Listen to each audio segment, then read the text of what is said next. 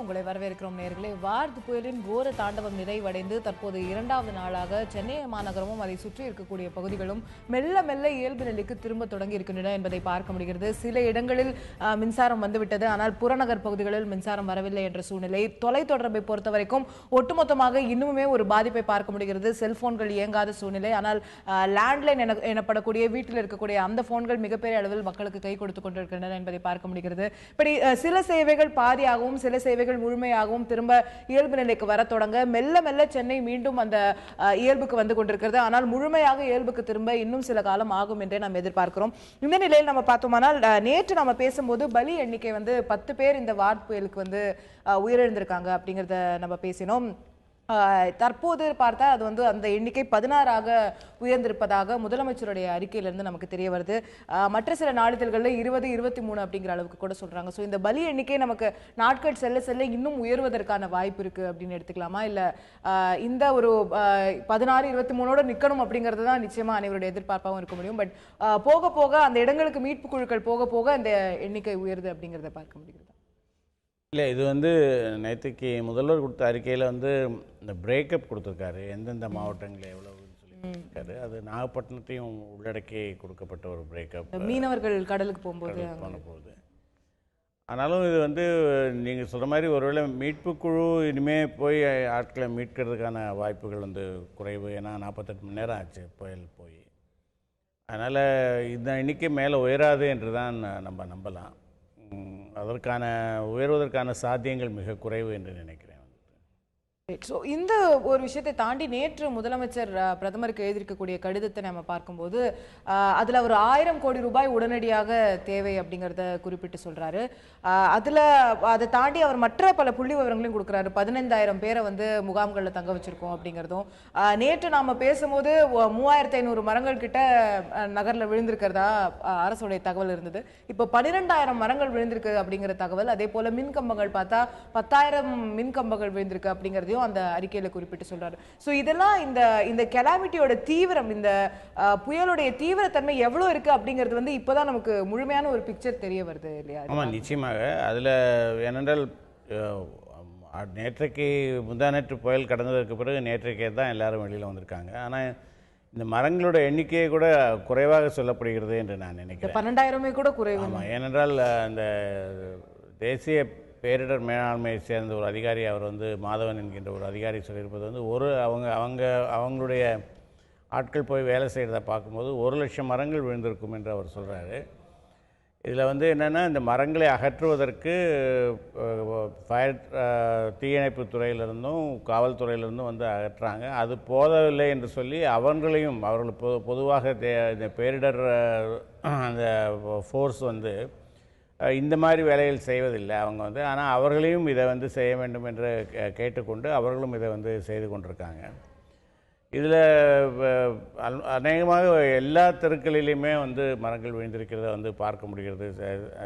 நகரத்தில் பயணம் செய்கிற போது அதை பார்க்க முடிகிறது. ஒன்றுக்கு மேற்பட்ட மரங்கள் விழுந்திருப்பதை பார்க்க முடிகிறது.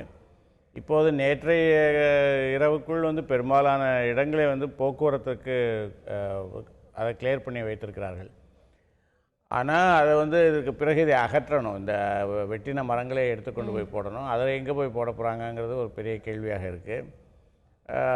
விளையாட்டு மைதானங்களில் கொண்டு போய் அதை போட போகிறோம். அதற்கு ஏன்னா எல்லாவற்றையும் உடனடியாக கொடுங்கையூருக்கோ பெருங்குடிக்கோ எடுத்துக்கொண்டு போவதற்கு காலதாமதமாகும்.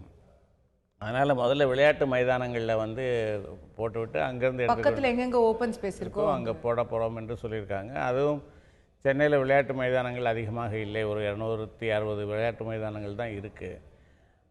அதனால் அதை கிளியர் பண்ண போகிறார்கள் என்பது அது ஒரு மிகப்பெரிய ஒரு கேள்வியாக இருக்குது. ஏனென்றால் எல்லாம் பெரிய பெரிய மரங்கள்.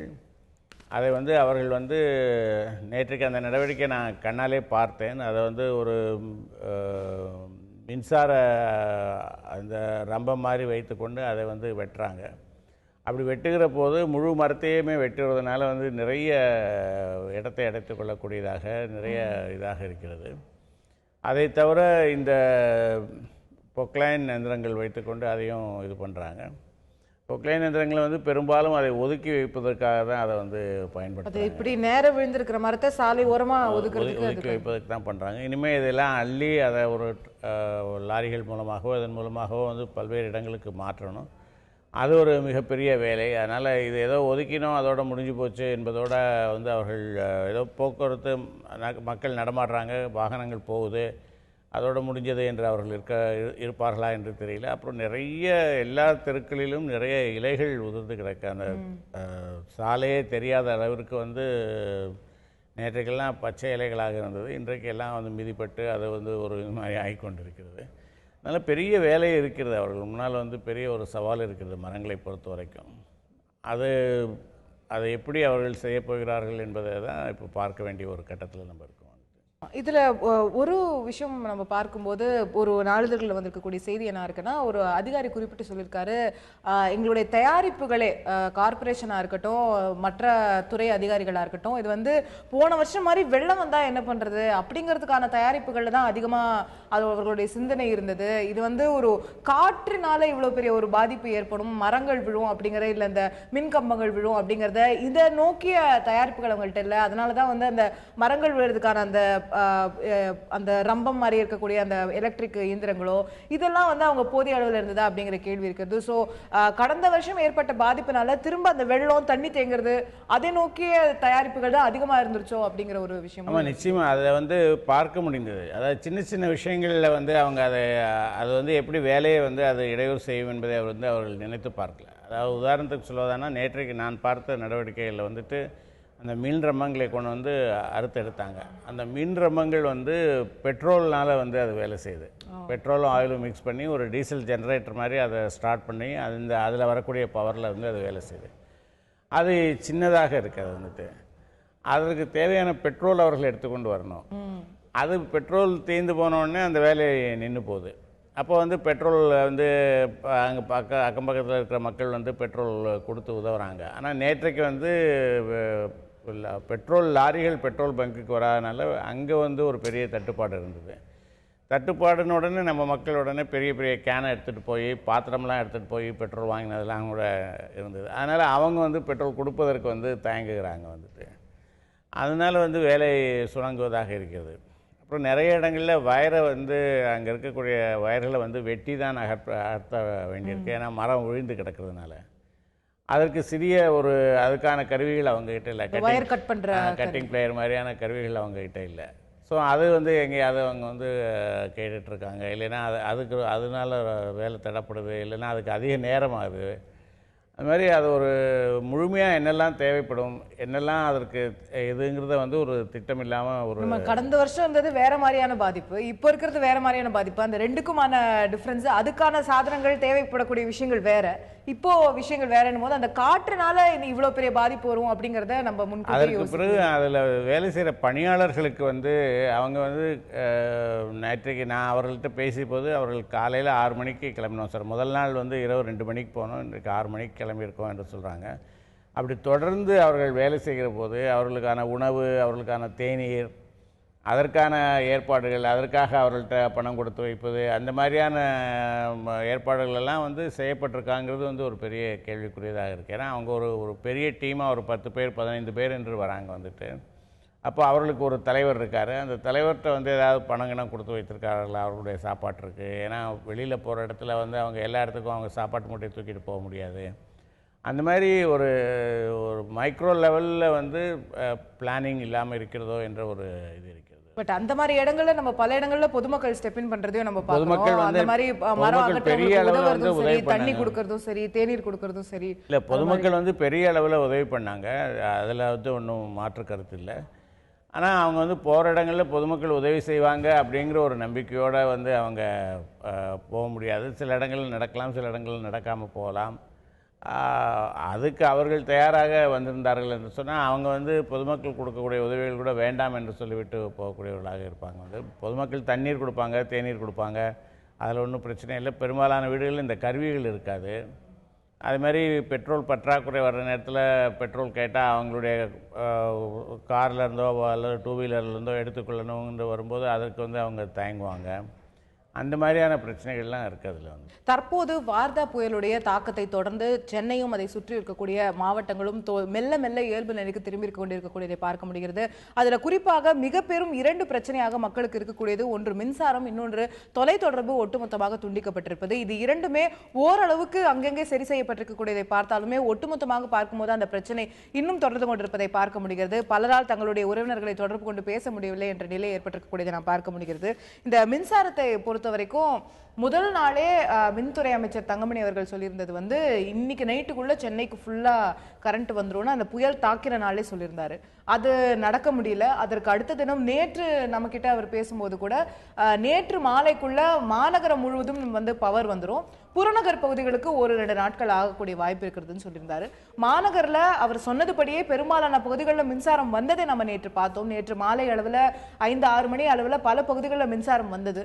ஆனால் அந்த வந்த மின்சாரம் நீடித்து இருக்கவில்லை அப்படிங்கிற குற்றச்சாட்டும் பல மக்கள் முன்வைக்கிறத பார்க்குறோம். வருது 2 மணி நேரம் இருக்கு, திரும்ப ஆஃப் ஆகுது, திரும்ப இரவுல வந்தது, திரும்ப காலையில ஆஃப் ஆயிருக்கு, இப்படி போய் வரக்கூடிய சூழ்நிலை பார்க்குறோம். ஆனால் அதாவது மாநகரத்தில் ஏற்பட்டிருக்கு ஓரளவுக்கு. பட் புறநகர்ல ஒட்டுமொத்தமா அவர்கள் இன்னும் இருளில் மூழ்கி இருக்கக்கூடிய நிலை தான் பார்க்குறோம். நேற்று முதலமைச்சரோட கடிதத்தை பார்த்தோம்னால் அதுல சில எக்ஸ்பிளனேஷன் கிடைக்குது. அதாவது இதுல வந்து ஒரு பல அடுக்குகளில் வந்து இந்த பிரச்சனைகள் இருக்கு. என்ன மாதிரியான பிரச்சனைகள் இருக்குன்னு சொன்னா, நமக்கு மின்சாரம் வெளியிலேருந்து வரக்கூடிய மின்சாரத்தை கொண்டு வந்து கொடுக்கக்கூடிய அந்த ஹை பவர் டவர்ஸ் இருக்கு பாருங்க, அது வந்து 3-4 இடங்கள் வழியாக வரும். அதாவது மணலி வழியாக ஒரு பக்கம் வருது, படைப்பை வழியாக ஒரு சைட்லேருந்து வருது, அந்த கொரட்டூர் வழியாக ஒரு இடத்துலேருந்து வருது. அதில் வந்து சில இடங்களில் வந்து அந்த மின்சாரத்தை கொண்டு வந்து கொடுக்கக்கூடிய கம்பங்களே வந்து சாய்ந்திருக்கின்றன.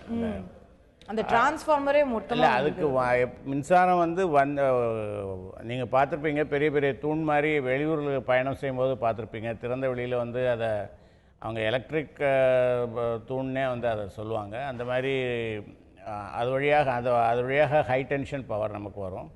மொத்த நகரத்துக்கே அங்கிருந்து தான் வரணுங்கிற மாதிரியான அந்த இடங்கள்லேருந்து வெவ்வேறு சோர்சஸ்லேருந்து நமக்கு வருது. அதுலேருந்து சவுத்துலேருந்து வரக்கூடியது படைப்பு வழியாக வருது, நார்த்துலேருந்து வரக்கூடியது மணலி வழியாக வருது, அந்த மாதிரி இருக்குது.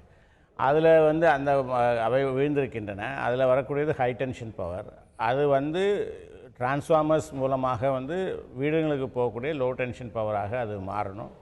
அதற்கு பிறகு அதை வந்து மின் கம்பங்கள் மூலமாக எடுத்துக்கொண்டு போவதுன்றது. இப்போ சென்னையை பொறுத்த வரைக்கும் 2 விதமான இது நடக்குது. ஒன்று வந்து பூமிக்கு கீழே கேபிள்கள் பதித்து அதன் மூலமாக எடுத்துக்கொண்டு போகுது. சென்னை புறநகர் பகுதிகள் வந்து மேலே வந்து கம்பங்கள் நட்டு அதன் மூலமாக எடுத்துக்கொண்டு போகுது. இதில் வந்து என்னென்னா, அந்த ஹை டென்ஷன் கோபுரங்கள் விழுந்துருச்சு, மின் கோபுரங்கள் விழுந்துருச்சு.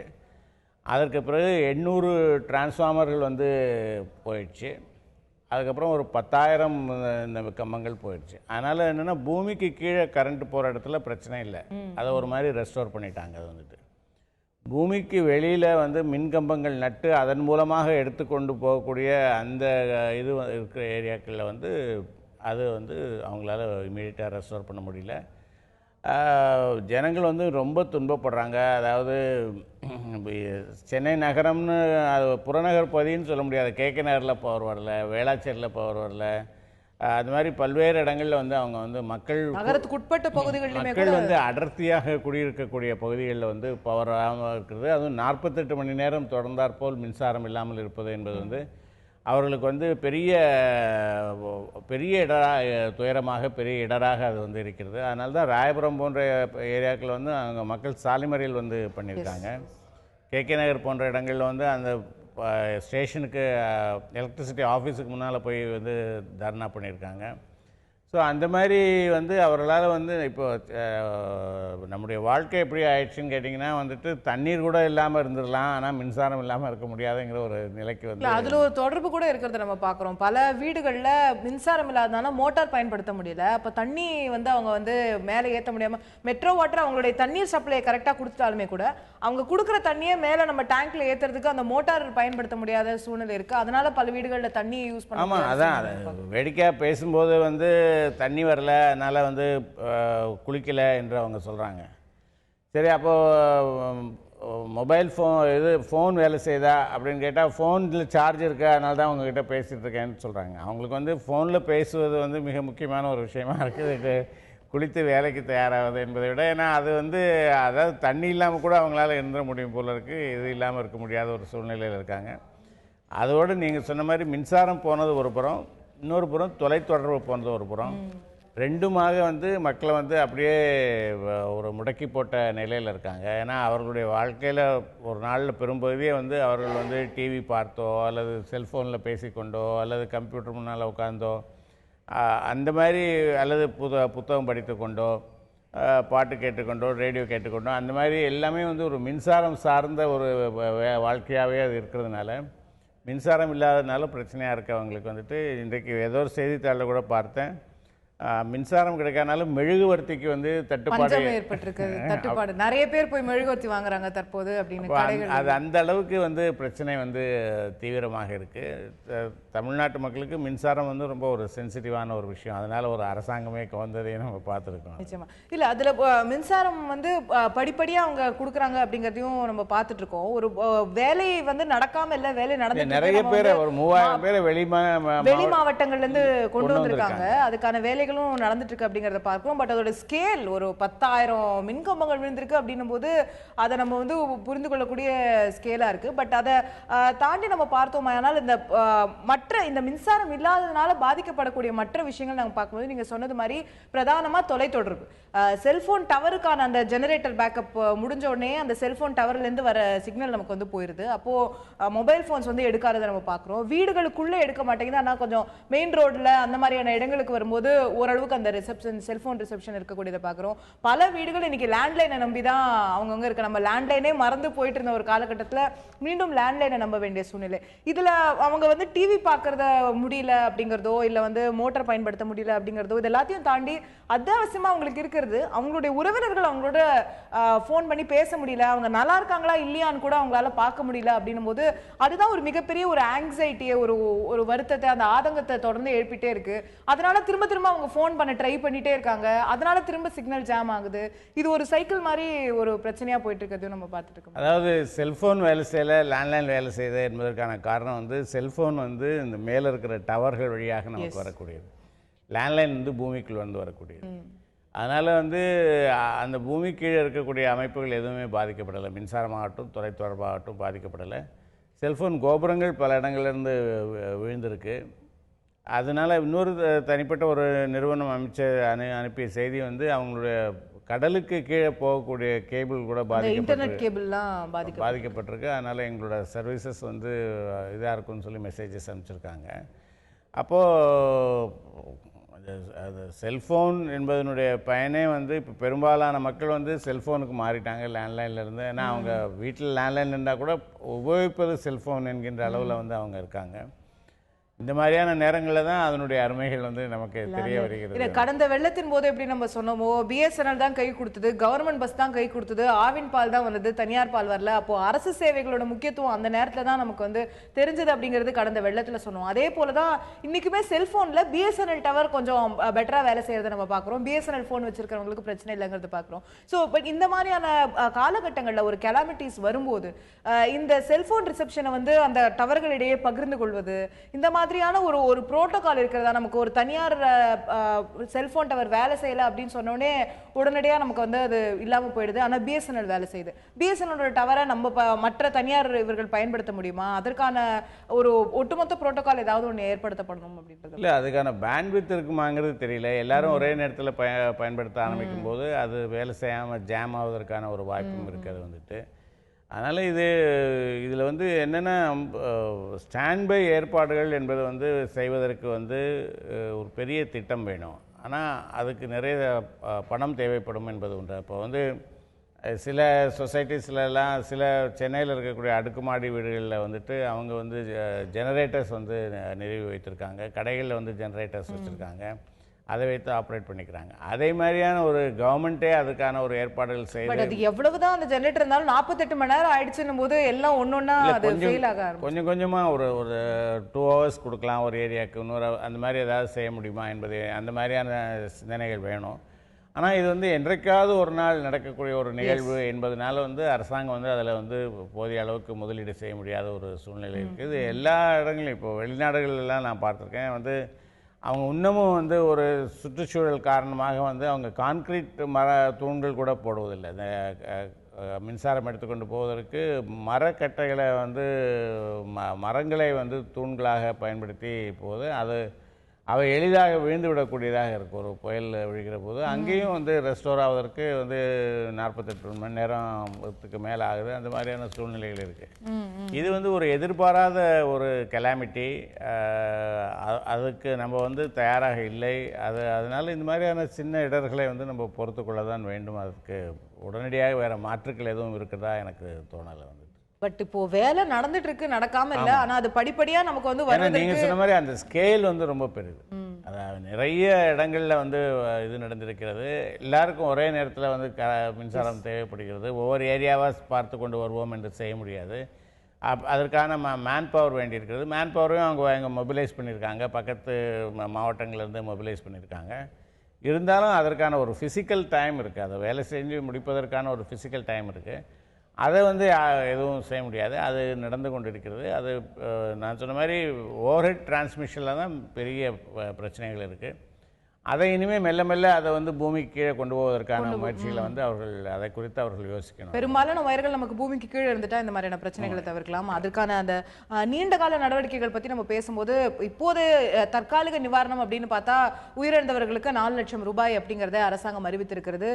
முதலமைச்சர் பிரதமருக்கு எழுதியிருக்கக்கூடிய கடிதத்தில் 1000 கோடி எங்களுக்கு உடனடியாக வேணும் அப்படிங்கிறத கேட்டிருக்காரு. அதற்கு பிறகு நாங்கள் மற்ற டேமேஜஸ் எல்லாம் பார்த்துட்டு திரும்ப விரிவான அறிக்கையை தாக்கல் செய்கிறோம் அப்படிங்கிறத சொல்லியிருக்காரு.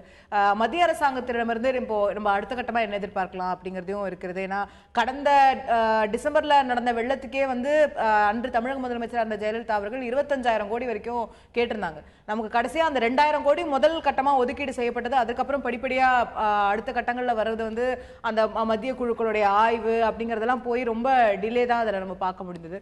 தற்போது மத்திய அரசாங்கம் செய்ய வேண்டியது என்ன அப்படிங்கிறதையும் பார்க்க வேண்டியது. நிச்சயமா அதில் வந்து உடனடியாக வந்து அவர்கள் செய்ய வேண்டியது இந்த நிவாரணத் தொகையை கொடுப்பது. அதற்கான முதல் முயற்சி அதுவாக இருக்கணும். பாதிக்கப்பட்டவர்களுக்கு, வாழ்வாதாரங்களை இழந்தவங்களுக்கு, வீடுகளை இழந்தவங்களுக்கு வாழ்வாதாரம்னா சில இடங்களில் வந்து வேலூர் பக்கத்துலலாம் வந்து வாழை தோப்புகள் அப்படியே வந்து நாசமாகி இருக்கின்றன. அதை போன்றவர்களுக்கு வந்து உதவி செய்வது, அதை போன்ற அவர்களுக்கு ஒரு மறுவாழ்வுக்கு ஏற்பாடு செய்வது, அதையெல்லாம் வந்து செய்வதற்கு நிச்சயமாக வந்து பண தேவை இருக்கும். பணத்தை வந்து மத்திய அரசு கொடுப்பதற்கு முன் வர வேண்டும். அதற்கு பிறகு நான் சொன்ன மாதிரி இந்த லாங் டேர்மில் செய்ய வேண்டிய வேலைகளுக்கு அண்டர் கிரவுண்ட் கேபிள்ஸ் எடுத்துகிட்டு போகிறது, பேண்ட் வித் செல்ஃபோன் டவர்ஸில் வந்து இருக்கக்கூடிய அதில் அந்த செல்ஃபோன் டிரான்ஸ்மிஷனுக்கான பேண்ட் வித் அதிகப்படுத்துவது, அதை போன்ற விஷயங்களையும் அவர்களுடைய உதவி அதில் ஒரு லாங் டேர்மாக தேவைப்படும். இமீடியட்டாக தேவைப்படுவது வந்து நமக்கு பாதிக்கப்பட்டவர்களுக்கு பணம் தேவைப்படும். இந்த மாதிரி மரங்களை வந்து அகற்றுவதற்கு அதுக்கு வந்து இன்னும் அடிஷ்னலாக ஒரு ஃபோர்ஸ் கொடுத்து அதற்கான உதவிகள் செய்ய வேண்டிய ஒரு கட்டாயங்கள் இருக்குது. பிரதமர் இந்த முறை மறைந்த முதல்வருடைய இறுதிச் சடங்குக்கு வந்துவிட்டு போகிற போது எதற்கானாலும் என்னை தொடர்பு கொள்ளுங்கள், நாங்கள் உங்களோடு இருக்கிறோம் என்று அவர் சொல்லிட்டு போனார். அதை ஒரு சம்பிரதாயமான ஒரு வார்த்தையாக தான் அவர் சொல்லிட்டு போயிருப்பார். அவர் அதுக்குள்ளே இவ்வளோ சீக்கிரத்தில் வந்து அவருக்கு ஒரு அழைப்பு வரும் என்று உடனே 1000 கோடி கேட்பீங்கன்னு எதிர்பார்த்துருக்க மாட்டார். பட் ஆனால் அது வேறு வழி இல்லை. இது வந்து ஒரு பெரிய டிசாஸ்டர் அப்படிங்கிற முறையில் இதுக்கு வந்து எல்லா தரப்பிலிருந்தும், இன்னும் கேட்டால் அரசாங்கம் வந்து 2 அரசாங்கங்கள் செய்ய வேண்டியது இருக்கிறது.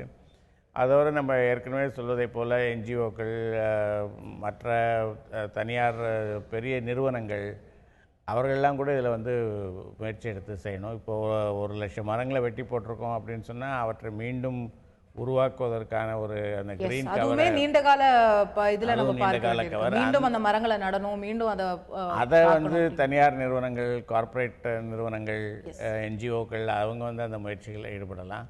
அந்த மாதிரி நிறைய செய்யப்பட வேண்டிய வேலைகள் இருக்குது. அந்த வேலைகளை பலரும் பகிர்ந்து கொண்டு செய்யும்போது ஒருவேளை இன்னும் கொஞ்சம் விரைவாக வேலைகள் நடக்கலாம். அது வந்து சமூகத்தின் அனைத்து அங்கங்களும் ஒத்துழைக்கணும் அப்படிங்கிறதுல எந்த மாற்று கருத்தும் இருக்க முடியாது. மெல்ல மெல்ல மீண்டும் வந்து இயல்புக்கு திரும்பி கொண்டு மக்கள் இயல்புக்கு திரும்பி கொண்டிருக்கக்கூடியதை பார்க்கிறோம். வார்தா புயலுடைய தாக்கம், புயல் முயர்ந்திருந்தாலும் அதனுடைய தாக்கங்கள் தொடர்ந்து கொண்டிருக்கின்றன என்பதை பார்க்க முடிகிறது. அதன் ஒரு பகுதியாக பல அத்தியாவசிய பொருட்களுக்காக மக்கள் வந்து திரும்ப வரிசை கட்டி நிற்கக்கூடிய காட்சிகளை நம்ம பார்க்க முடிகிறது. நீங்கள் முன்னல் குறிப்பிட்டது போல பெட்ரோல் பங்குகளில் பெரிய பெரிய கேன்களோடு நின்றுட்டு இருந்தாங்க. அதை தவிர பால் சப்ளைல ஒரு பிரச்சனை ஏற்பட்டிருக்கிறத பார்க்க முடிகிறது. அரசாங்கம் ஒட்டுமொத்தமாக அவங்க கொடுக்க வேண்டிய விஷயங்களை நாங்கள் ஒட்டுமொத்தமாக பால் சப்ளைக்கான என்னென்ன தேவைகளோ அது எல்லாமே கொடுத்துட்டு இருக்கோம் அப்படிங்கறத அவங்க சொன்னாலுமே கூட அது வீடு வந்து சேர்றதுல சில சிக்கல்கள், அதே போல அன்றாடம் வீட்டுல பால் கார்டு வச்சு பால் வாங்காதவங்க கடைகள்ல போய் வாங்குறவங்க அப்படிங்கிற இருக்கிறவங்களுக்கு பிரச்சனைகள் வருது. 25 ரூபாய் இருக்க வேண்டிய பால் பாக்கெட் 50 ரூபாய்க்கு சில பகுதிகளில் விற்கக்கூடியதை நம்ம வந்து நம்ம செய்திகள்ல பார்க்க முடிகிறது. சோ இது போன்ற விஷயங்கள், அதே போல நீங்க சொன்னது போல மெழுகுவர்த்திக்கான ஒரு திடீர் மவுசு ஏற்பட்டிருக்கக்கூடிய விஷயம். சோ இந்த மாதிரி அத்தியாவசிய பொருட்களுக்கான ஒரு பெரிய அளவுல தட்டுப்பாடு இருக்கிறதா இல்ல ஆங்காங்கே இருக்கக்கூடிய சூழ்நிலைகளை தான் இல்லை, ஆங்காங்கே இருக்கு. ஆனா அந்த பிரச்சனை வந்து மிக கடுமையாக இருக்கு. அதாவது மக்கள் வந்து பல்வேறு முனைகள்ல இருந்து அவர்கள் வந்து நெருக்கடிக்கு வந்து உள்ளாகி இருக்காங்க. குறிப்பாக புறநகர் பகுதிகளில் வசிக்கக்கூடிய மக்கள் வந்து ஏன்று கேட்டிங்கன்னா அவங்களுக்கு வந்து அந்த போக்குவரத்து முடங்கி விட்டது. சென்னையினுடைய மிக முக்கியமான அந்த மின்சார ரயில் என்பது வந்து முடங்கி இருக்கிறது. வாகனங்கள் போவதற்கு பெட்ரோலுக்கான ஒரு பஞ்சம் வருமோ என்கின்ற ஒரு அச்சம் இருக்கிறது. பெட்ரோல் பங்குகளுக்கு பெட்ரோல் வருவதில் தடை இருப்பதனால அவர்களுக்கு அந்த பிரச்சனை இருக்கிறது. அதுபோக பணப்பிரச்சனை என்பது இருக்கிறது. பணப்பிரச்சனை என்பது வந்து அவர்களால் இந்த டெபிட் கார்டு, இன்டர்நெட் வேலை செய்யாதனால எந்த ஒரு கார்டையும் பயன்படுத்த முடியல. சரி, போய் ரொக்கமாக வாங்கி கொள்ளலாம் என்று போனால் ஏடிஎம்மில் மின்சாரம் இல்லாதனால ஏடிஎம்கள் வந்து வேலை செய்யலை. ஸோ எந்த இடத்துலையும் வந்து வங்கிகளுக்கு போனாலும் அங்கே வந்து ஒரு லிமிட்டேஷன்ஸ் இருக்குது. அவங்களுக்கு சில செலவுகளை வந்து சில்லறை செலவுகளை வந்து அவர்கள் வந்து அன்றாடம் ரொக்கம் கொடுத்து பழகிட்டாங்க. நீங்கள் எவ்வளோதான் விளம்பரப்படுத்தினாலும் வந்து அதற்குள் அவர்கள் வருவதற்கு ஒரு கால அவகாசம் நம்ம வந்து கொடுத்தாக வேண்டும். அதனால் பெரிய இன்னல்களுக்கு உள்ளாகி இருக்காங்க. குறிப்பாக வந்து ஒரு அடித்தள மக்கள், லோயர் மிடில் கிளாஸ் பீப்புள், அவங்க வந்து இதை போன்ற ஒரு நெருக்கடிகளுக்கு பல முனைகளில் வந்து உள்ளாகி இருக்காங்க. நீங்க குறிப்பிட்டது போல புறநகர் பகுதியில் இருக்கக்கூடிய மக்கள் இன்னுமே கூட அதிருப்தியை தெரிவிக்கக்கூடியதை பார்க்க முடிகிறது. இன்னைக்கு செய்தித்தாள்களில் கூட வந்திருக்கிறது என்னன்னா, அந்த சென்னை புறநகர் தாம்பரம் தாண்டி இருக்கக்கூடியவர்கள், அது மாதிரி திருவள்ளூர் காஞ்சிபுரம்ல இருக்கக்கூடியவர்கள்லாம் வந்து மற்ற மாவட்டங்களில் இருக்கக்கூடியவர்கள் உறவினர்கள் வீட்டுக்கு கிளம்பி போறதுக்கான விஷயங்களை அவங்க யோசிச்சுட்டு இருக்காங்க. ஏன்னா சென்னை மாநகர்லேயே இன்னும் ஃபுல்லா கரண்ட் வரதுக்கு பிரச்சனை இருக்குன்னு போது புறநகருக்கு 3-4 நாள் கூட ஆயிரலாம். கரண்ட் இல்லாம இருக்க முடியாது, தண்ணி இல்லாம இருக்க முடியாத போது அவர்கள் வெளியே பேரக்கூடிய சூழ்நிலை ஏற்படுமாங்கிறத பார்க்க வேண்டியிருக்கிறது. யோசிச்சு பாருங்க. நீங்க வந்து மின்சாரம் இல்ல, தண்ணீர் இல்ல, தொலைத்தொடர்பு மொபைல் இல்ல, பொருட்கள் வாங்குவதற்கான வேலை, அந்த டெபிட் கார்டு கிரெடிட் கார்டு வேலை செய்யல, ரொக்கம் எடுக்க முடியல. சாதாரணமாக ஒரு பால் வாங்குவது என்றால் கூட அது வந்து 3 மடங்கு 2 மடங்கு விலை விற்கப்படுகிறது. அப்படிங்கிற ஒரு சூழலில் வந்து அவர்கள் அன்றாட வாழ்க்கை என்பது எப்படி நடக்கும்? அவங்க வந்து வெளியில் போக முடியல, வாகனங்கள் இல்லை. அப்போ அந்த மாதிரியான ஒரு சூழ்நிலையில் அவருடைய வாழ்க்கை வந்து எப்படி நடக்கும்? அது முற்றிலுமாக முடங்கி போயிருக்கு. அதில் அவங்க வெளியூர்களுக்கு போகணும்னு முயற்சி பண்ணாலுமே கூட இப்போ அவங்களுக்கு போக்குவரத்தில் ஒரு பிரச்சனை இருக்குது. நம்ம 41 ரயில்கள் இன்னைக்கு ரத்து செய்யப்பட்டிருக்கிறது அப்படின்றத பார்க்க முடியுது. நீங்கள் சொன்னது போல புறநகர் ரயில்களும் இன்னும் முழுமையாக இயங்கவில்லை, ஆங்காங்கே சில பகுதிகளில் இயங்கி கொண்டிருக்கிறது. நம்ம கடந்த சென்னை வெள்ளத்தின் போது பார்த்தோம், இருக்கக்கூடிய சேவைகள்லேயே முதல்ல வந்து மக்களுக்கு கை கொடுத்தது, முதல்ல மீண்டும் எழுந்து நின்னது ரயில் சேவை தான். அதில் வந்து சென்ட்ரல் ரயில்வேக்கும் சரி புறநகர் ரயிலும் சரி மிகப்பெரிய பாராட்டுகளும் அதுல வந்து கிடைத்தன. ரயில் போக்கு ஒரு நாள் தான் அது ஸ்தம்பிச்சதே தவிர திரும்ப அவங்க வந்து போயிட்டு 2 நாளுக்குள்ள அவங்க திரும்ப எடுத்துட்டு போயிட்டாங்க அப்படிங்கிறது. ஆனா இந்த முறை ரயில் சேவை மிகப்பெரிய அளவுல பிரச்சனை கொடுக்கிறது. சென்ற முறை வந்து வெள்ளம் வந்தது. வெள்ளம் வந்ததுனால வந்து அந்த ட்ராக்ல வந்து தண்ணி தேங்கி இருந்தது. அதனால வந்து ரயில்கள் போக முடியாத சூழ்நிலை இருந்தது. இந்த முறை வந்து மின் கோபுரங்கள் விழுந்து விட்டதுனால மின்சாரம் வரல. மின்சாரம் இல்லாமல் வந்து அந்த மின்சார ரயில்கள் ஓட முடியாத ஒரு சூழ்நிலை இருக்கு. அதனால மின்சாரத்தை சரி செய்கிற வரைக்கும் இந்த வெளியூருக்கு போற ட்ரெயின்ஸுமே நம்ம வெளியூருக்கு போகிற ட்ரெயின்ஸும் அது போகாமல் இருக்கு. அதுவும் ஒரு காரணம் அதுக்கு வந்துட்டு. அதனால் ஒரு மின்சாரத்தை சரி செய்தால் பல பிரச்சனைகளை வந்து நீங்கள் சரி செய்ய முடியும். குடிதண்ணீர் பிரச்சனையை, தண்ணீர் பிரச்சனையை வந்து சரி செய்ய முடியும். போக்குவரத்து பிரச்சனையை வந்து சரி செய்ய முடியும். இன்னும் சொல்லப்போனால் ஏடிஎம்களோட பிரச்சனைகளை கூட ஓரளவுக்கு சரி செய்ய முடியும். அதே மாதிரி அது வந்து இன்னைக்கு டாப் ப்ரையாரிட்டியில் வேலை செய்ய வேண்டியது வந்து மின்சாரத்துறை தான் அப்படிங்கிறத நம்ம பார்க்க முடியுது. இதில் நீங்கள் சொன்னது குறிப்பிட்டது போல் அந்த கிரெடிட் டெபிட் கார்டில் யூஸ் பண்ணி போய் அந்த கார்டு தேய்ச்சி பொருள் வாங்கணும்னு நினச்சா கூட பல இடங்களில் அந்த மிஷின் வேலை செய்யலை அப்படிங்கிறது ஒரு பெரிய இன்னலாம் மக்களுக்கு இருந்தது. ஏடிஎம்மில் பணம் எடுக்க முடியல மின்சார பிரச்சனைனால அப்படின்னு. நம்ம வந்து குறைவான பண பரிமாற்றங்கள், டிஜிட்டல் இந்தியா, கேஷ்லெஸ் இந்தியா இதெல்லாம் நோக்கி போய்கிட்டு இருக்கோம் அப்படிங்கிற ஒரு அந்த விஷயங்கள் பேசப்பட்டு வரக்கூடிய காலகட்டத்தில் இந்த மாதிரி பேரிடர்கள் காலங்களில் இக்கட்டான சூழ்நிலைகளில் அது நமக்கு கை கொடுக்காது அப்படின்னும் போது அப்போ மக்களிடையே இன்னமும் நம்ம எதுக்கு டிஜிட்டலுக்கு மாறணும், நமக்கு ரொக்கம் தான் கை கொடுக்கும் அப்படிங்கிற ஒரு விஷயம் தான் யோசிக்க மாதிரியான ஒரு சூழ்நிலை ஏற்படுது. ஆமாம், அது வந்து இது ஒரு தற்காலிக பின்னடைவு, ஒரு நாள் 2 நாளில் இருக்கக்கூடிய பின்னடைவு.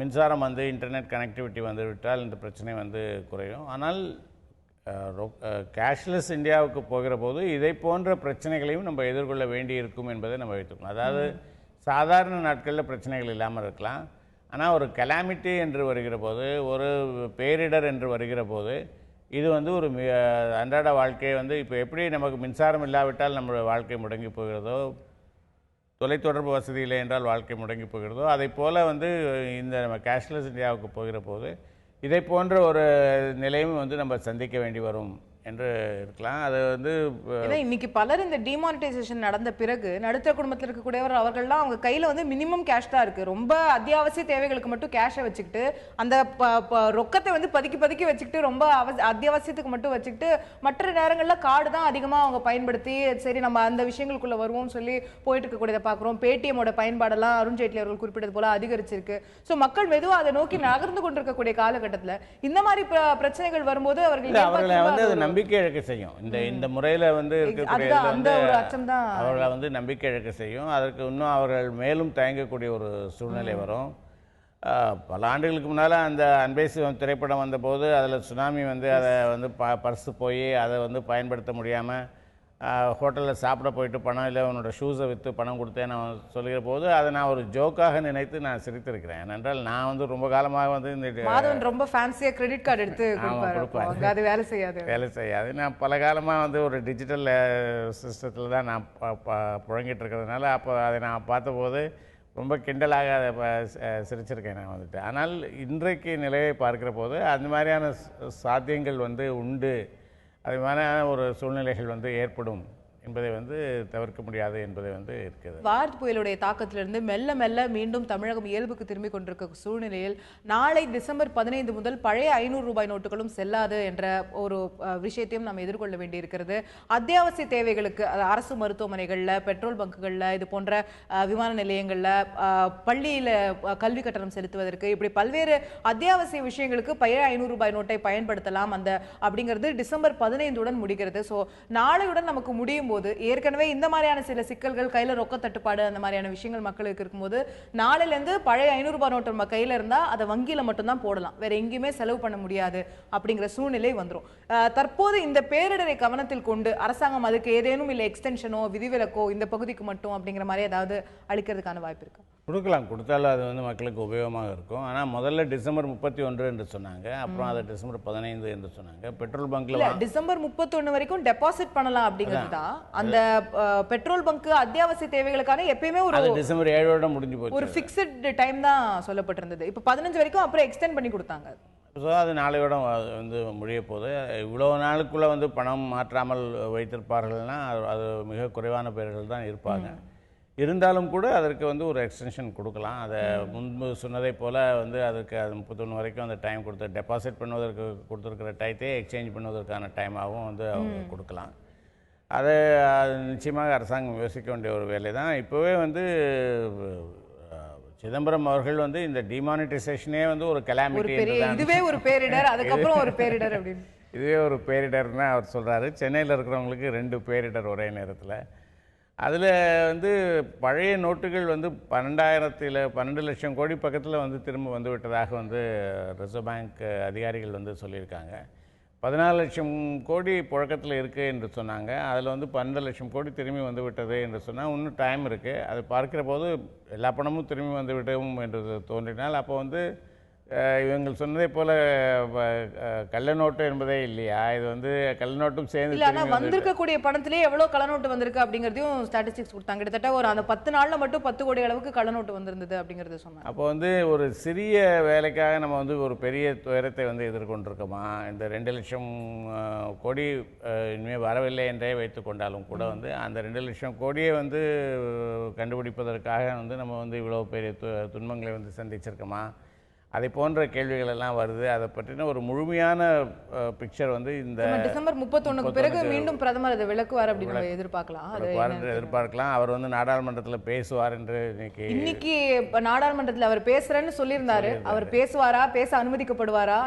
பேச அனுமதிக்கப்படுவாரான்னு எனக்கு அந்த கேள்விகள் புரியல. வந்து பிரதமர் வந்து என்னை நாடாளுமன்றத்தில் பேச அனுமதிக்க மாட்டேன் என்கிறார்கள் என்று சொல்றாரு. யார் அனுமதிக்க மாட்டேன் என்கிறார்கள்? எதிர்க்கட்சிகள் கூச்சல் போட்டு அவரை வந்து உட்கார வைத்து விடுகிறார்கள் என்று சொல்வதா, அல்லது வந்து அவர்கள் எதிர்க்கட்சிகள் கூச்சல் போடும்போது சபாநாயகர் அதை கட்டுப்படுத்த முடியாமல் இருக்கிறார் என்று எடுத்துக்கொள்வதா? என்ன வேடிக்கையாருன்னா, ராகுல் காந்தியும் இதே போன்ற ஒரு கருத்தை சொல்கிறாரு. என்ன பேச அனுமதிக்க மாட்டேன் என்று சொல்கிறாரு. அப்போ வந்து இந்த 2 பேரும் உட்கார்ந்து பேசி, நான் கொஞ்சம் பேசுகிறேன், நீ கொஞ்சம் பேசுகிறேன்னு அது மாதிரியான ஒரு உடன்படிக்கைக்காக அவர்கள் வரலாம். ஏதாவது ஒரு சமரசத்துக்கு வந்து அது பேசுங்க 2 பேரும் அப்படிங்கிறது. எனவே இது இந்த மாதிரியான ஒரு நெருக்கடியில் வந்து நிச்சயமாக அதுக்கு ஒரு எக்ஸ்டென்ஷன் கொடுக்கலாம். அதை பற்றின ஒரு இது இல்லை. அதில் வந்து அவங்களுக்கு ஒன்றும் பெரிய பாதிப்பும் ஏற்பட்டுறாது. ஏன்னா அநேகமாக இதற்குள்ளே பல பேர் மாற்றியிருப்பார்கள். அப்படி மாற்றாதவர்கள் மிக குறைவான எண்ணிக்கையில் இருப்பார்கள். அவர்களுக்கு ஒரு எக்ஸ்டென்ஷன் கொடுப்பது வந்து, ஏன்னா இப்போ வந்து நீங்கள் பார்த்தீங்கன்னா இந்த கருப்பு பணத்தை வந்து டிக்ளேர் பண்ணுவதற்கான வந்து எக்ஸ்டென்ஷனை வந்து மீண்டும் மீண்டும் மீண்டும் மீண்டும் அந்த எக்ஸ்டென்ஷன் கொடுக்கப்பட்டு கொண்டிருக்கிறது. இது மக்களுக்கும் கொடுக்கலாம், மக்களுக்கும் கொடுக்கலாம். ஒரு சின்ன தொகையை தானே அதில் இது பண்ண போகிறாங்க. அதில் மத்திய அரசாங்கம் செய்ய வேண்டிய மற்ற பல விஷயங்களும் வேற என்னென்ன செய்ய முடியும் அப்படிங்கிறத பார்க்க வேண்டியிருக்கிறது. இப்போ சென்னை ஃப்ளட்டு போன வருஷம் அந்த ஃப்ளட்டு வந்தப்போ அது தமிழகம் முழுவதும் சுங்கச்சாவடிகள் எதுலையுமே கட்டணம் வாங்க மாட்டோம் அப்படின்னு சொன்னாங்க. பிஎஸ்என்எல் அது மாதிரியான விஷயங்கள்ல சில சலுகைகள் கொடுத்தாங்க, ஃபோன் பேசுறதுல சலுகைகள் கொடுத்தாங்க. அப்போ அந்த மாதிரி விஷயங்கள் மீண்டும் செய்வதற்கான வாய்ப்பு இருக்கிறதா அப்படிங்கிறது? ஆமாம், அதெல்லாம் கேட்டு பெறணும். அவங்க வந்து இந்த அறிக்கை இங்கேருந்து 1000 கோடி ரூபாய் கேட்டு போகிற அறிக்கையோட அதோடு மட்டும் நின்று விடாமல், இந்த உதவிகளெல்லாம் எங்களுக்கு தேவை, எங்கள் மக்களுக்கு இதெல்லாம் தேவை என்று வந்து அவங்க அதை டிமாண்ட் பண்ணி அதை வாங்க வேண்டும் என்று நினைக்கிறேன். ஏன்னா அரசாங்கத்துக்கு பணமாக கொடுப்பது என்றால் அதுக்கு அவர்கள் தயங்குவதற்கு கூடும். இதை போன்ற சில விஷயங்களை விட்டு கொடுப்பது என்றால் அதற்கு வந்து அவர்கள் உடனடியாக சம்மதிக்கக்கூடும். அதை போன்ற அணுகுமுறைகளும் அதற்கு தேவை என்று நான் நினைக்கிறேன். ஸோ அந்த நிவாரண நிதி 1000 கோடி கேட்டிருக்கக்கூடியதை ஒதுக்குவதை தாண்டி மற்ற சின்ன சின்ன இந்த மாதிரியான மக்களுக்கான, ஏன்னா நீங்கள் 1000 கோடி மூலமா நம்ம வெள்ளத்தில் பார்த்தது, அவங்க 25,000 கோடி கேட்டாங்க. அதில் வந்து அவ்வளோ 2000 தான் வந்தது. அது மாதிரி இங்கே 1000 கோடி கேட்கிற போது அதில் எவ்வளோ வரும் என்பது தெரியாது. ஆனால் இதை போன்ற சின்ன சின்ன உதவிகளை அவர்கள் வந்து கேட்டு பெற்றுக் கொடுக்கலாம். அது இதில் ஒரு ரோல் மாநில அரசாங்கம் வந்து ஒட்டுமொத்தமாக பல மாவட்டங்கள்லேருந்து ஊழியர்கள் வந்து ஒட்டுமொத்த மாநில அரசாங்கத்துடைய மிஷினரியும் அதோடைய சிஸ்டமும் ஊழியர்களும் களத்தில் பணியாற்றி கொண்டிருப்பதை பார்க்குறோம். மத்திய அரசாங்கம் இதுக்கு எப்படியெல்லாம் உதவ முடியும் அப்படிங்கிறதையும் நம்ம இப்போ பார்த்தோம். அதை தவிர்த்து மற்ற அரசியல் கட்சிகள், மற்ற எதிர்கட்சிகள் இதில் என்ன மாதிரியாக உதவலாம் அப்படிங்கிறத பார்க்க வேண்டியிருக்கு. ஸ்டாலின் அவர்கள் ஒரு அறிக்கையில் வந்து திமுக தொண்டர்களும் வந்து அதிகாரிகளுடன் சேர்ந்து மக்களுக்கு உதவுங்கள்ன்றதை சொல்லியிருக்காரு.